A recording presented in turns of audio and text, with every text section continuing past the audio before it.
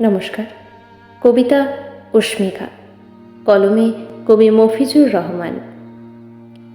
ফুটফুটে এক শিশুর আগমনে হলো সংসার আলোকিত, মায়ের কোলো ভরল আলোয়, তমসা হলো দূরীভূত।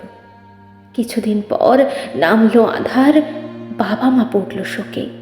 ফুটফুটে শিশু অস্মিকা, সে যে আক্রান্ত বিরল রোগে। আরোগ্য নাই এদেশে তার, যেতে হবে ভিন দেশ।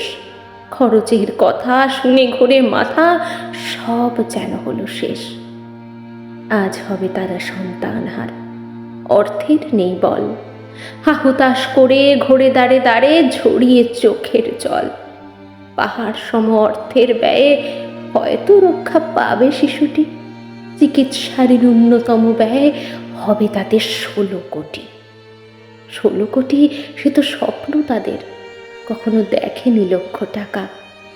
তবে কি বিনা চিকিৎসায় হারিয়ে যাবে ফুটফুটে অস্মিকা? দাঁড়িয়ে দেখবো আমরা সবাই, করার কি কিছুই নাই। যদি সবাই দয়ার হাতটি বাড়ায়, নিশ্চয়ই হবে জয়।